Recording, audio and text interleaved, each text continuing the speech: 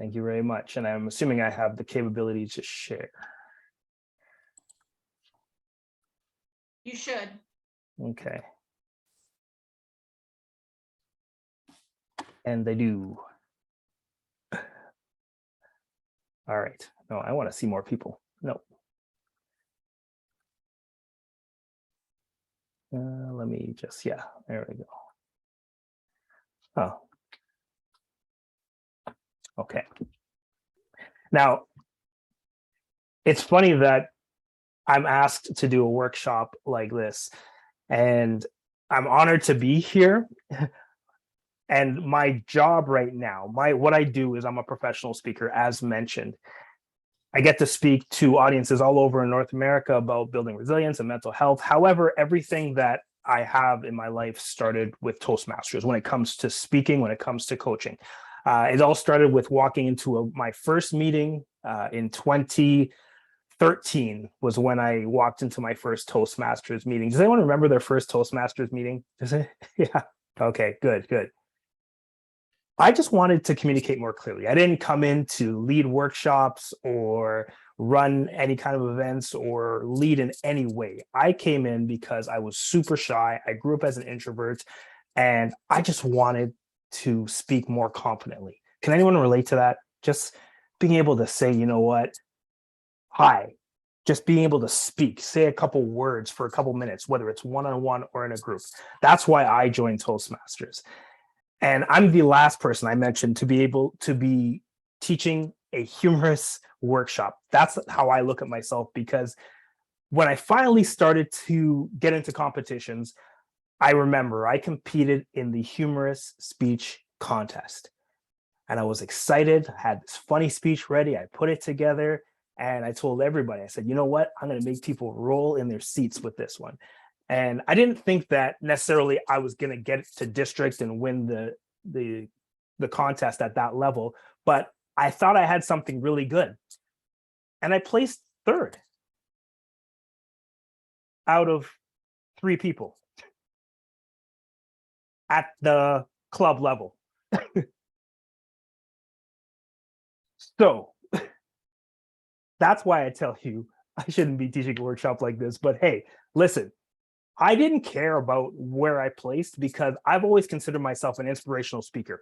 Have you ever thought, you know what, I just want to motivate people. I just want to inspire people. I don't care about being funny. Has anyone ever had those thoughts? Like, I just want to give a message to inspire people. I mean, I know this club, you're focused on being funny. So I get that and I commend you.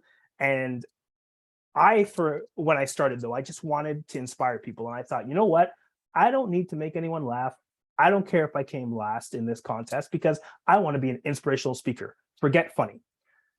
And then I started studying speakers who were doing really well in this industry, who were making a lot of money and were teaching people how to be successful as speakers. And I came across a lady by the name of Judy Carter. I don't know if anyone knows who Judy Carter is, but she teaches humor. She has a great book called The Message of You. She has a few great books.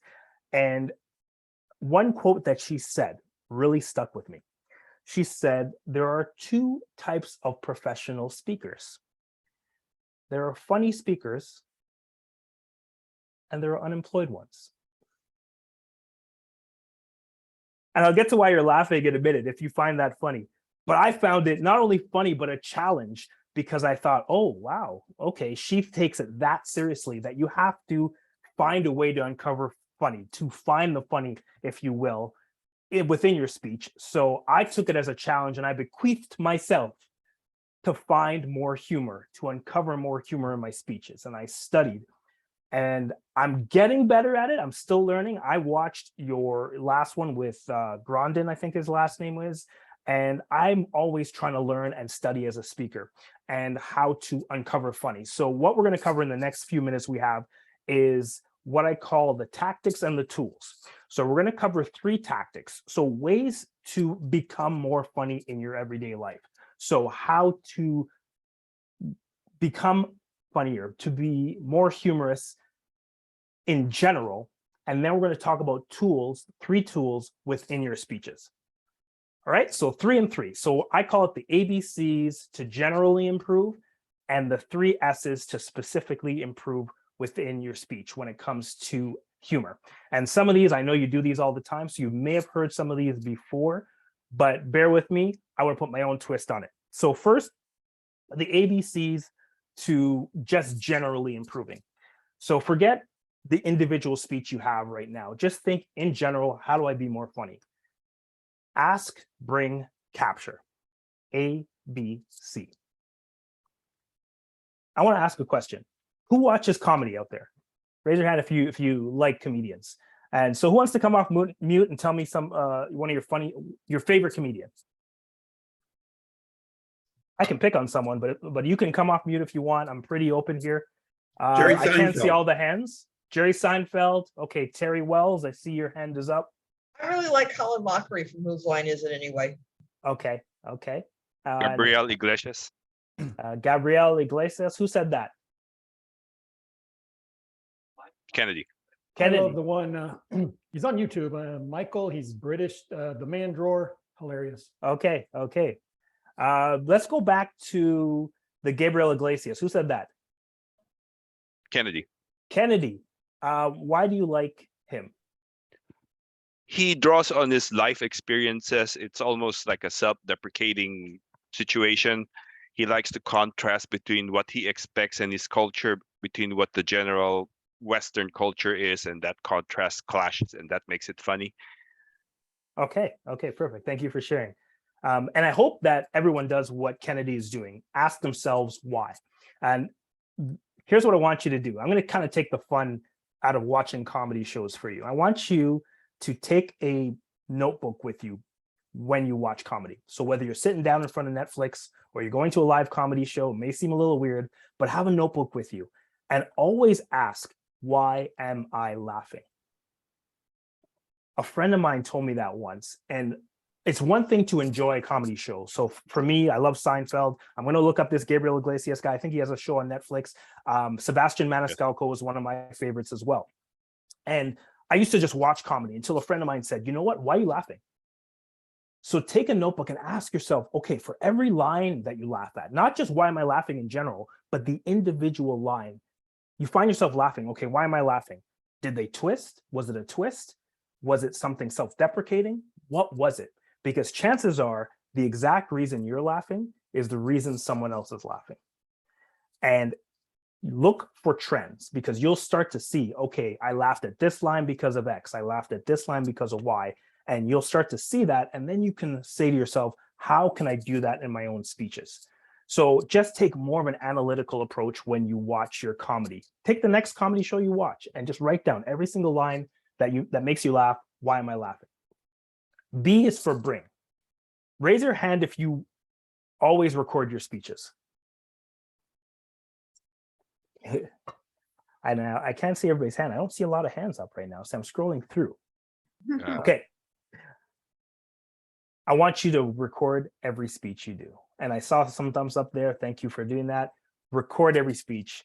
And if you're like me, you probably hate watching yourself speak. Raise your hand if you hate watching yourself or listening to yourself speak. Yep, I'm the same. It's important because what's going to happen is a few things. First of all, it'll show you how to improve as a speaker. You'll see what kind of mannerisms you have, or you'll hear what kind of mannerisms you have. But one thing Darren LaCroix shared with me, one of the champions, I forgot which year, he said, listen, you'll hear minor laughs sometimes when you record your speech. And that's an opportunity to go back and ask yourself, why did they laugh? And then expand on it and make it a bigger laugh. But you will never know that if you didn't record your speech. You have in your mind what you think is going to make someone laugh, what you think is going to be funny, and you may be right, but I guarantee you'll have two things. You'll have unexpected laughs that come up, and then you got to ask yourself, okay, why did they laugh there? How can I bring more of that out? And number two, you're going to have mini laughs that you can do something small to make it a bigger laugh. So I want you to promise, raise your hand. We're going to take a solemn oath. I will record my speeches from now on. Say it, everyone. I will record my speeches from now on. I will All right. record my speeches from now on. Yes. Okay. You don't have to unmute to say it, but please do that. It'll help you in all kinds of ways. Finally, capture. Last time here at Find Your Funny, you had Joe Grondin, who's become a friend of mine now. You had him on. I never met him before, but I loved his series that he did with you, I guess, his speech that he did with you. And this is something that I do as well, but he shared to have a story file. Has anyone created a story file since he was here? Like a way to capture your stories? Well, I highly recommend that. Even if you didn't see it, find a way to capture your stories. Always have a notebook with you or have your phone with you and write down, hey, this is something funny that happened today, or this is something that happened period today. Because sometimes you may write something down that happened within your day, but it doesn't seem funny at first. But then you go back, and if you work it into a speech, you may find some humorous stories. I've gone as far as I've created my own journal. So I have what I call the Rise Journal. So I took all of the prompts that a lot of the journals I used to use had, and I created my own. And in it, I have a section called engagement. And in engagement, what I do is I try to write down something noteworthy every single day. And if you're a YouTube person, go to YouTube, look up Matthew Dicks, D-I-C-K-S, Homework for Life. Homework for Life is the name of his TED Talk. He's a teacher in the States, and he wrote a book called Storyworthy. And in it, he said, when we come up with stories every single day, ask yourself, if I had to give a 5-minute speech on something that happened to me today, what would it be? And ever since I watched that talk, I started writing down every single day, even if it's something small, what's something noteworthy that happened to me today? And I promise you, if you do that, you will have stories for the rest of your life. And you'll have opportunities to bring out humor as well, too, within those stories. Imagine if you did that every day, and at the end of a week, you had 7 different stories that you could possibly pull from. At the end of a month, you have 30 different things to look back on and say, you know what, I wonder if that could be a humor story. I wonder if that is something that I can use. So capture stories in your life. So that's about just finding ways to be funnier in general. Now, let's look at the 3 S's for your speech. All right.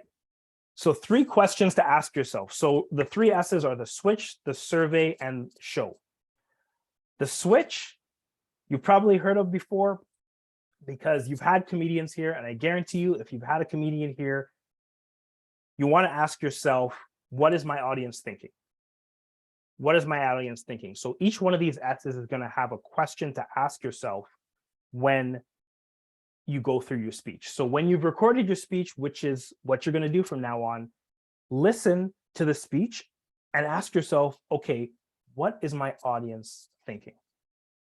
Because what that's going to do is it's going to allow you to say, you know what, if they're thinking this, I can make them switch. I can switch and go a different direction.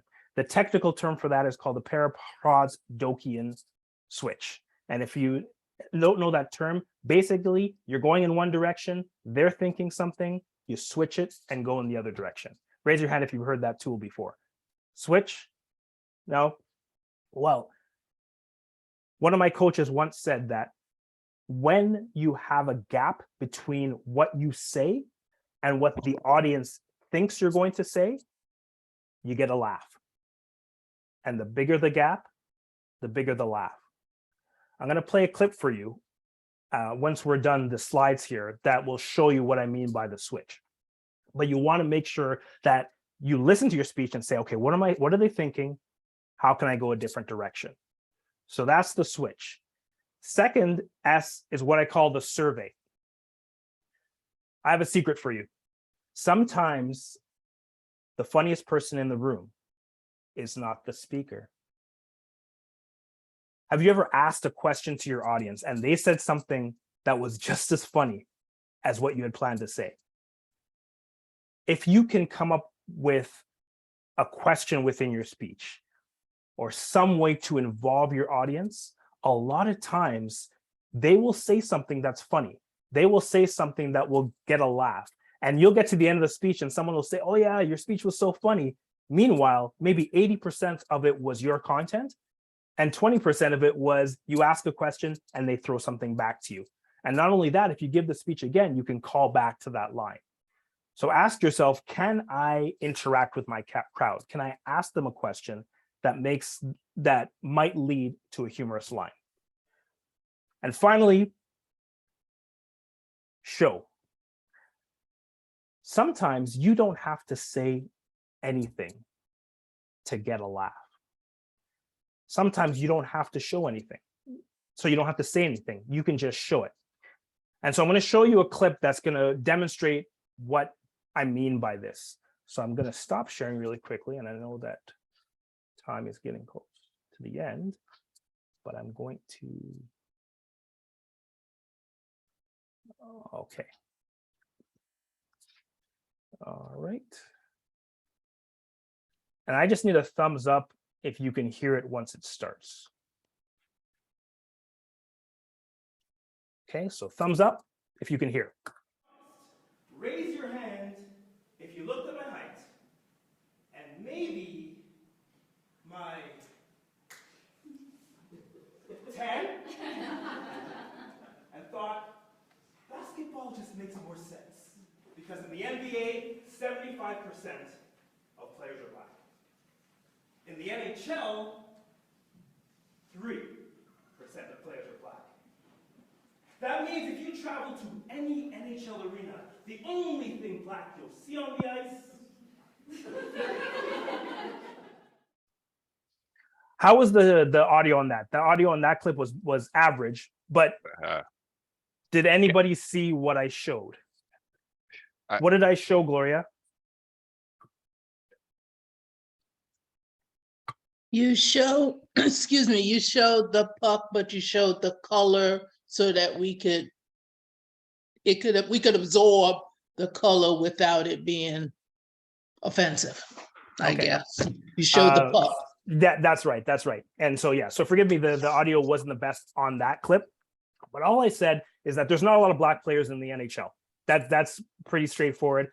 There's 3% of the NHL players are black. And so I said the only thing, if you go travel to any arena across the United States, the only thing black you'll see on the ice, and I simply held up a puck. Right. So can you, in your own speech, have a prop or with your physicality, just show something? A lot of times what your audience sees is just as funny as what you might say. So ask yourself if there's a prop that fits within. And so I'll close with this, a clip with much better sound that demonstrates the first tip that I was sharing with you, which is called the switch. So when you have some way your audience is thinking, if you can switch the direction, create a big gap, you'll create a laugh. And this is how I did it here. Promise you this should be better audio. And I'll never forget the stairwell room, latex gloves, stench of formaldehyde in the air as my father showed me what the heart, lungs, and liver look like from the inside. When we were done, Dad came up to me and said, "Son, what do you think?" I went to Dad and said, "Dad, I think I'm ready to be an accountant."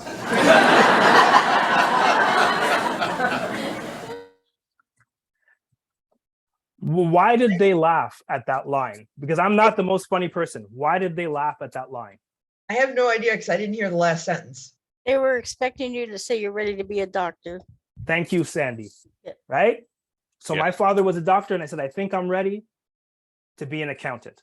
So they think I'm going one direction and I switched it and went the other direction. So a lot of times it doesn't have to be a comedic humor line. All you have to do is trick your audience. So those are the 3 tips that I want to share with you today. Ask, bring, capture. Those are your ABCs to getting better. And switch, survey, and show. And I'll leave you with this. This quote from Jeffrey Gitomer really stuck with me. The end of laughter is the height of listening, because it's not just about making people laugh. It's not just about having fun with it. If you have a serious message to share and you can incorporate humor within your message, it's going to sink in that much deeper. So that's my time. I went over. I don't like to do that. Thank you very much. And you can follow up with me online. Thank you very much. Thank you so very much, Kwesi.